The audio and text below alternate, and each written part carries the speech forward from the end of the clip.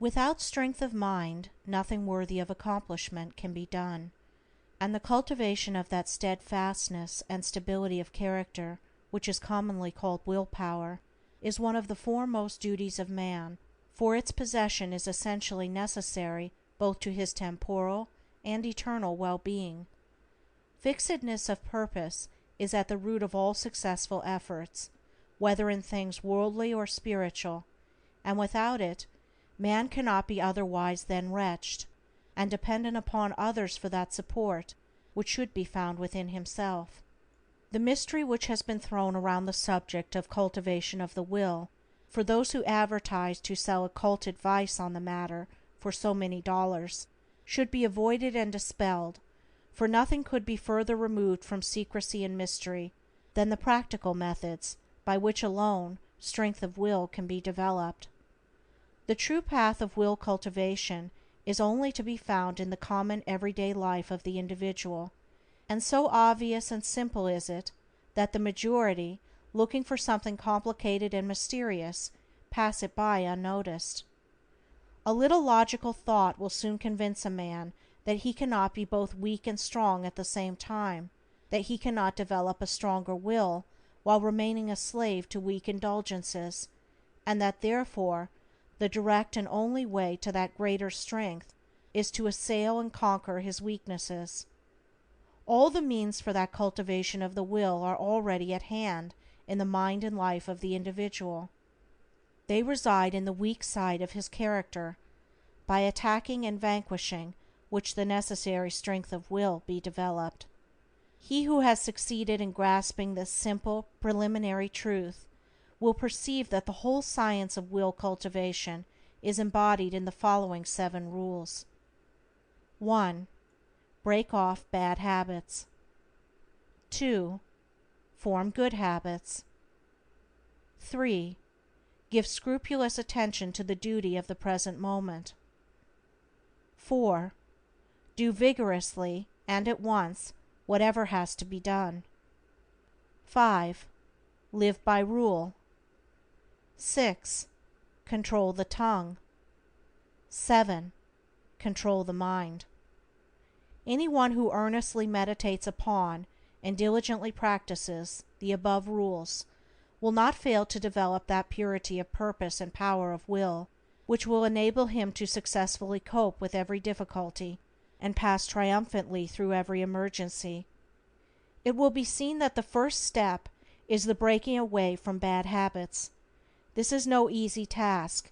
It demands the putting forth of great efforts, or a succession of efforts, and it is by such efforts that the will can alone be invigorated and fortified. If one refuses to take the first step, he cannot increase in willpower, for by submitting to a bad habit, because of the immediate pleasure which it affords, one forfeits the right to rule over himself, and is so far a weak slave. He who thus avoids self-discipline, and looks about for some occult secrets for gaining willpower at the expenditure of little or no effort on his part, is deluding himself, and is weakening the willpower which he already possesses. The increased strength of will which is gained by success in overcoming bad habits enables one to initiate good habits, for while the conquering of a bad habit requires merely strength of purpose, the forming of a new one necessitates the intelligent direction of purpose. To do this, a man must be mentally active and energetic, and must keep a constant watch upon himself. As a man succeeds in perfecting himself in the second rule, it will not be very difficult for him to observe the third, that of giving scrupulous attention to the duty of the present moment. Thoroughness is a step in the development of the will which cannot be passed over. Slipshod work is an indication of weakness. Perfection should be aimed at, even in the smallest task.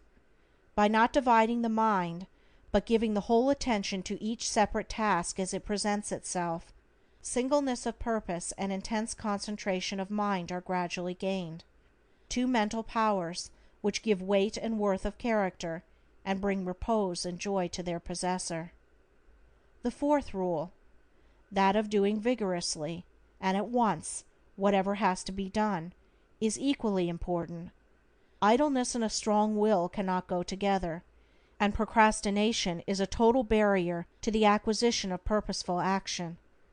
Nothing should be put off until another time, not even for a few minutes. That which ought to be done now should be done now. This seems a little thing, but it is of far-reaching importance. It leads to strength, success, and peace. The man who is to manifest a cultivated will must also live by certain fixed rules. He must not blindly gratify his passions and impulses, but must school them to obedience. He should live according to principle, and not according to passion. He should decide what he will eat and drink and wear, and what he will not eat and drink and wear, how many meals per day he will have, and at what times he will have them, at what time he will go to bed, and at what time he will get up. He should make rules for the right government of his conduct in every department of his life, and should religiously adhere to them.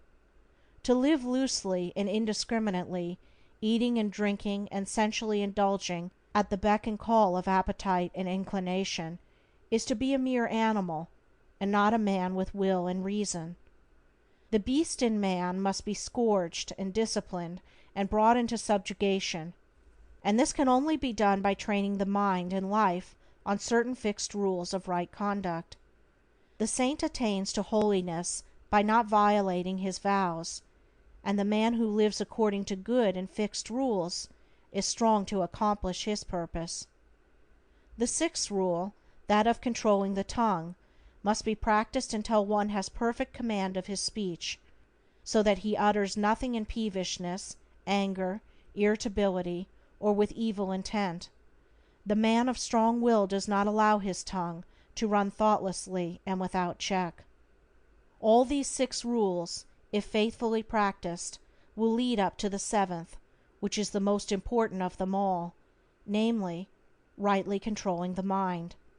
Self-control is the most essential thing in life, yet least understood, but he who patiently practices the rules herein laid down, bringing them into requisition in all his ways and undertakings, will learn, by his own experience and efforts, how to control and train his mind, and to earn thereby the supreme crown of manhood, the crown of a perfectly poised will.